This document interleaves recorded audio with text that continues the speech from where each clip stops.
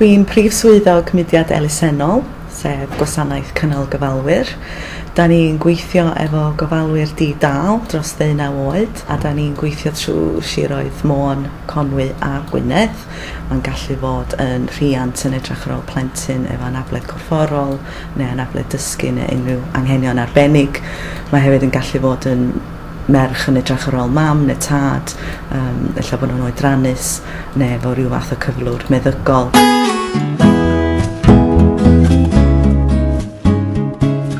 Wel, pan oedd Gerald tua 4-5 oed, nes i sylwi bod o'n methu wneud pethau oedd yn gedru cynt fel chwarae hefo jigsaw a Lego. Oedd o'n 16 yn cael ei diagnosio hefo Friedreich's ataxia. Be ydi o di effeithio ar y nervous system. A pan oedd Gerald yn 19 oed, ath o fewn i gadarolwyn lle oedd o wedi colli'r brwydr yn erbyn y gadarolwyn, a mae wedi bod yn hogyn positif rioed lle eisiau cwffio i gondisiwn lle.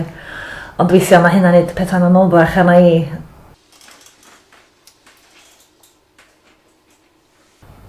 Ges i amser go galad.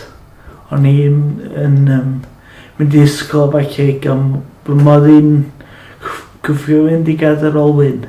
O'n i'n cael traffath i gerdded ag i symud fel mae pawb eraill gedru chi, so yn cael dipyn o amser anodd bod fi methu fel oedd pawb eraill gedru. Mam, can I help please? Ti fyst yn y hoesgar? Neu, drio gynt. Mae'n straen fawr bod yn gofalwr mewn bywyd unig iawn. Ydych chi'n gaeth, rili, i'r sefyllfa. Dim i'r person, ond i'r sefyllfa. Y prif beth da ni'n cynnig ydy gwybodaeth.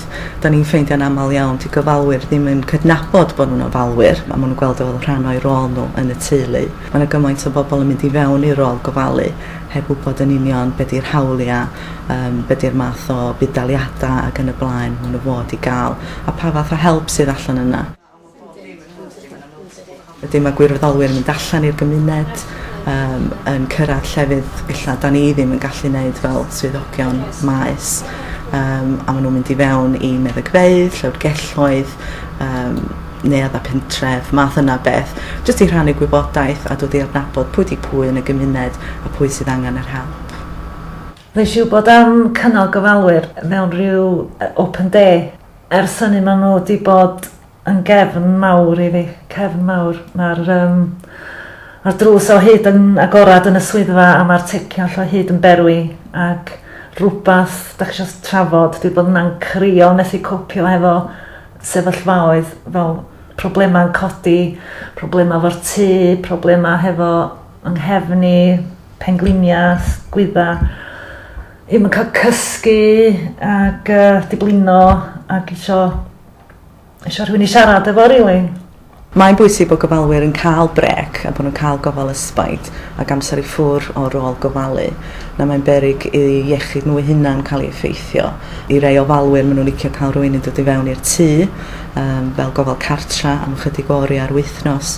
Y pobl eraill mae well gynnu nhw fynd i ffwr ar ben eu hunain. I rei bobl, ella bod y person sy'n derbyn gofal yn mynd i fewn i gofal preswyl neu gofal nyrsio dros dro. Dwi'n cael 1 wythnos off y flwyddyn, lle dwi yn gorfod chwilio am rywun i ddod i fewn i rei cyfer i fi. Doedd gen y social services yn gweithwyr i ddod ata ni trwyddyn nhw lle. So pwy da ni fod i gael hyd i ddod i weithio am hanner awr yn nos rhoi Gerald yn ei wely, neu hanner awr yn pnawn i wisgo fo, neu ddod i rei cyfer lle da i fi cael mynd off am wythnos. Ond mae gynna i un weithiwr da, gweithiwr cefnogol i Gerald, a mae o'n dda iawn, a dwi'n gwybod beth swn i'n neud heb dda fod, cos swn i stuck. Ond da ni lwcus bod ni'n cael rhywun dwi'n abod a rhywun dwi'n ffeindio efo i ddod yma lle, achos da was bych chi'n cael dieithryn, da chi'n methu bod gyfforddus. Dwi'n cael 2 nos Sul off y mis. Dwi'n cael 7 awr y mis i fynd i siopio neu i fynd i wneud rhywbeth.